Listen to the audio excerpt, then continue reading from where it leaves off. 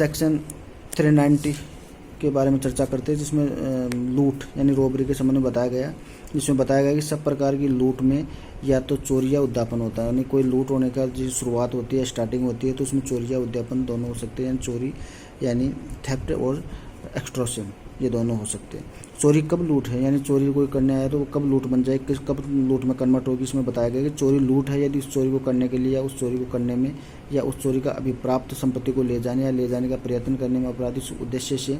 स्वेच्छा किसी व्यक्ति की मृत्यु या उपहत्या या उसको सदोष अवरोध या तत्काल मृत्यु का या तत्काल उपहत्या का या तत्काल सदोष अवरोध का भय कारित करता है या कारित करने का प्रयत्न करता है, यानी उसको डराता है या डराने का प्रयत्न करता है, तो वो चोरी लूट में कन्वर्ट हो जाती है। अगला नेक्स्ट सेक्शन देखते 391 डकैती। डकैती जिसकी परिभाषा या डेफिनेशन बताएगी डकैती कौन सा कार्य डकैती माना जाएगा। तो इसमें बताया गया कि जबकि 5 या अधिक व्यक्ति संयुक्त होकर लूट करते हैं, यानी लूट करने का उद्देश्य जब 5 या उससे अधिक व्यक्ति लूट करने के नियत से जब आते हैं और वो लूट करते हैं या करने का प्रयत्न करते हैं, या जहाँ की वे व्यक्ति जो संयुक्त होकर लूट करते हैं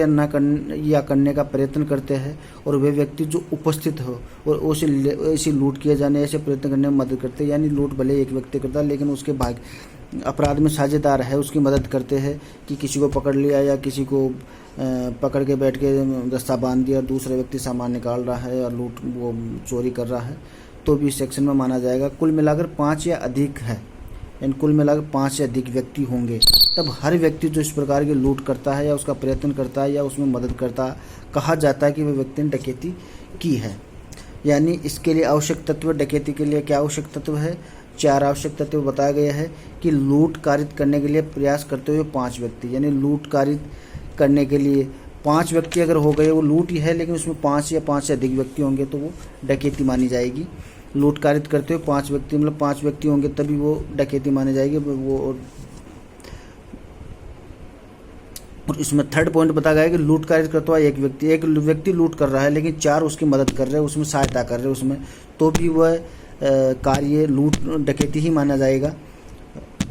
इस सेक्शन के अनुसार। अब 392 सेक्शन 392 में लूट के लिए दंड बताया गया है।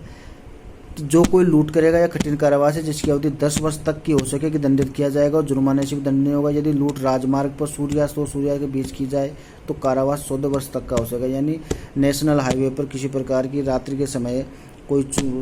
किसी पर लूट करेगा तो उसका दंड का प्रावधान 14 वर्ष तक का हो सकेगा, जो इस सेक्शन में बताया गया है। सेक्शन 393 लूट करने का प्रयत्न। जो कोई लूट करने का प्रयत्न करेगा वो कठिन कारावास है जिसकी अवधि 7 वर्ष तक होगी। यानी वो लूट भले नहीं किया लेकिन उसका प्रयत्न अगर किया हो उसने तो भी वो उस अपराध का भागी है और 393 सेक्शन के अंतर्गत वो सजा का भागीदार है। ये 394 है लूट करने में स्वेच्छा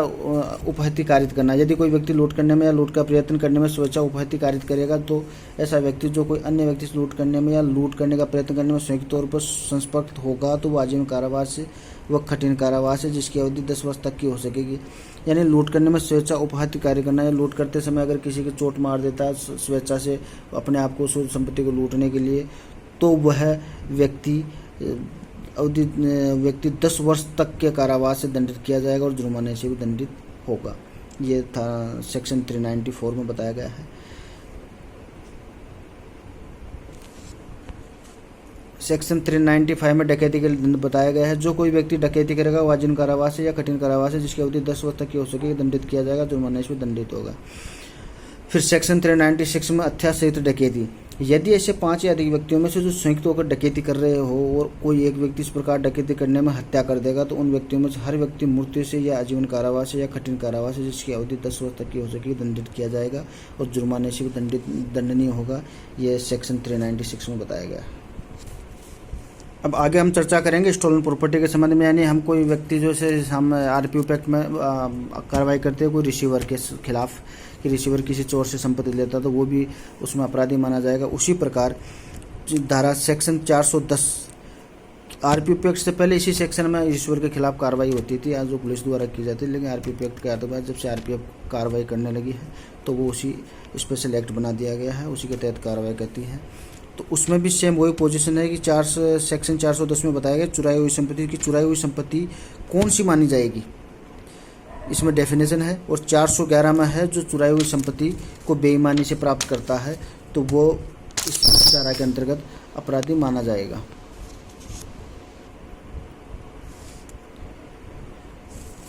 चुराई संपत्ति कौन सी? वह संपत्ति जिसका कब्जा चोरी या उद्यापन या लूट द्वारा अंतरित किया गया और वह संपत्ति जिसका आपराधिक दुर्विनियोग किया गया हो, जिसके विषय में आपराधिक न्यास भंग किया गया, चुराई हुई संपत्ति कहलाएगी, चाहे वह अंतरण या दुर्विनियोग या न्यास भंग भारत के भीतर किया गया हो या बाहर किया गया हो। किंतु यदि ऐसी संपत्ति तत्वतः ऐसे व्यक्ति के कब्जे में पहुंच जाती है, उस कब्जे के लिए वैध रूप से अधिकार है, तो चुराई संपत्ति नहीं रह जाती। यानी कि अगर कोई संपत्ति किसी चोर लेके जा रहा है तो और वो किसी और को दे देता है, लेकिन वही संपत्ति अगर दोबारा घूम के उसी के पास पहुंच जाती है जहाँ से वो चोरी हुई थी या जो इसका कानूनन उसका हकदार है, तो वह संपत्ति चुराई संपत्ति नहीं मानी जाएगी, परंतु उनके खिलाफ कार्रवाई होगी जो कि इस तरह के कृत्य में शामिल है। अब 411 चुराई संपत्ति को बेईमानी से प्राप्त करना कि जो कोई किसी चुराई संपत्ति को चाहे जानते हुए या विश्वास करने का कारण रखते हुए कि चुराई संपत्ति बेईमानी से प्राप्त करेगा या रखेगा, तो दोनों में किसी बात की कारावास है जिसकी अवधि 3 वर्ष तक की हो सकेगी या जुर्माने से या दोनों से दंडित किया जाएगा। इस सेक्शन 412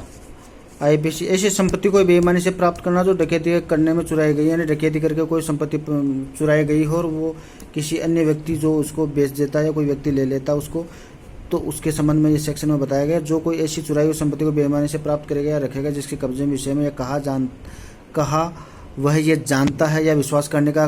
कारण रखता है कि वह डकैती द्वारा अंतरित की गई, यानी वो जानता है कि यह डकैती द्वारा चुराई हुई संपत्ति, उसके बावजूद भी उस व्यक्ति बेईमानी से उसको ले लेता है, तो वह चुराई हुई संपत्ति बेईमानी से प्राप्त करेगा तो वह आजीवन कारावास है या कठिन कारावास है जिसकी अवधि 10 वर्ष तक की हो सकेगी, दंडित किया जाएगा और जुर्माने से भी दंडनीय होगा। इस सेक्शन 412 में बताया गया है। सेक्शन 413 में बताया चुराई हुई संपत्ति का अभ्यासत व्यापार करना, जो कोई ऐसी संपत्ति जिसके संबंध में वह जानता है या विश्वास करने का कारण रखता है कि चुराई हुई संपत्ति है, अभ्यास से प्राप्त करेगा या अभ्यास कर उसे व्यापार करेगा, यानी जो कोई व्यक्ति उसको